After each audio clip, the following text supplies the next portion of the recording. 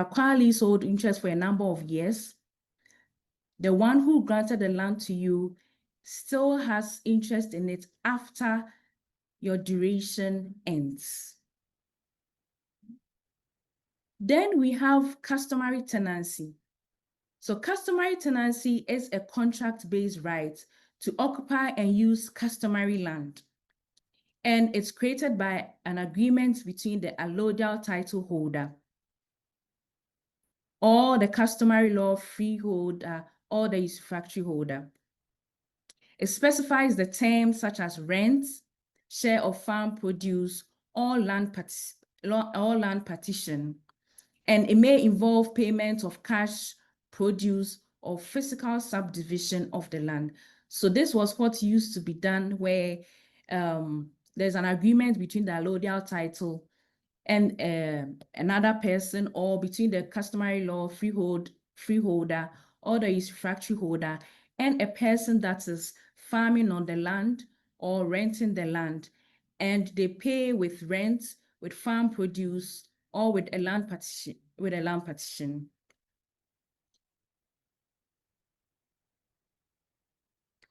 So now, with an understanding of the types of land we have and the kind of interest that you can acquire in land, let us look at the land acquisition process.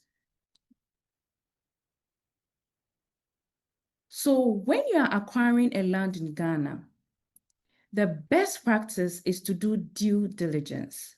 Due diligence is very, very important in land acquisition. It has the potential to solve or to reduce the risks that are associated with land acquisition. Due diligence is also very important because if you conduct due diligence, you may be able to defend your title when disputes arise. So due diligence is defined by the Merriam-Webster dictionary as care that a reasonable person exercises to avoid harm to other people or to their property. So when we say a reasonable person exercising due diligence, it means that any prudent person in the same circumstances that you find yourself would take these steps when conducting what you are doing, which is land acquisition in this discussion. So if you are doing due diligence, it means that you are taking steps that any prudent person would take when acquiring land.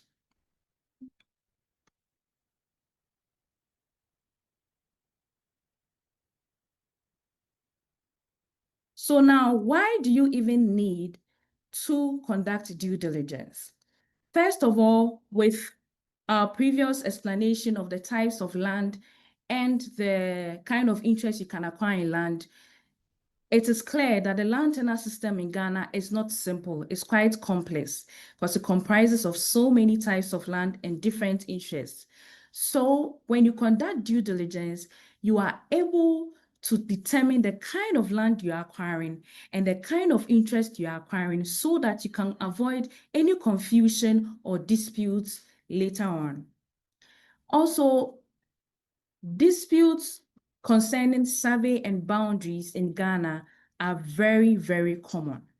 They are very common. And so when you do due diligence, you are able to clarify boundary disputes if there are any, and also be very certain of the boundaries that you are acquiring as a purchaser.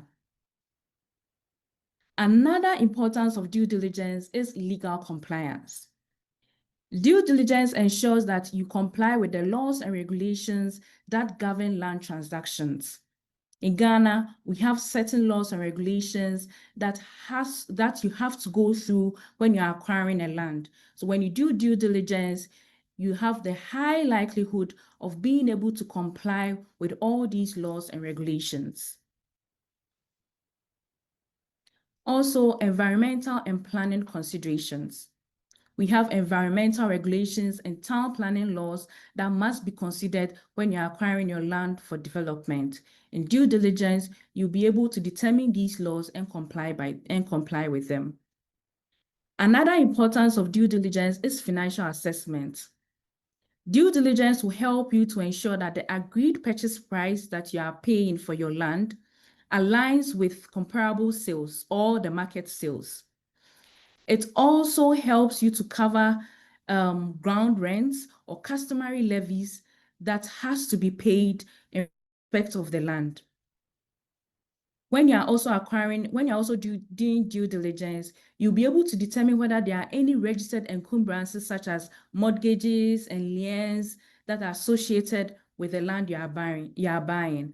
All these things helps with financial assessment to make sure that whatever money that you are giving to your vendor or your seller is the actual amount for the kind of land you are buying. Now, we have illegal and fraudulent land transactions in Ghana. I believe most of us have heard or may have encountered these kind of issues. So when you do due diligence, it helps you to be able to know that the individual who is selling the land to you has the proper title or authority to sell the land. Because some of these people will use forged documents and incomplete documents, but due diligence will help you to determine all these things. There is also what we know as double ownership or overlapping sales, where sellers will sell a particular land to more than one person. Due diligence will help you to uncover these things and mitigate your risk or prevent the risk. Now, we also have an issue called land guard issue in Ghana that I know most people also know about, where unlicensed individuals are hired by certain persons to protect lands that usually are under disputes, and they use intimidation or violence to enforce their purported interests. If you do due diligence, you'll be able to determine these kind of issues and solve them or prevent financial loss to you. We also have an issue known as unregistered real estate agents.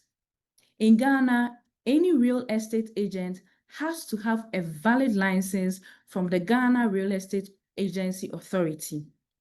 But we have some real estate agents that are operating without license and perpetrating fraud and other activities that are not licensed. So when you conduct due diligence, you are able to find out whether the real estate agent you are dealing with is actually licensed. And this will help you in case any issue or any breach comes up, because then it means you can always report them to the authority for disciplinary measures to be taken against them. So now let's look at the due diligence process.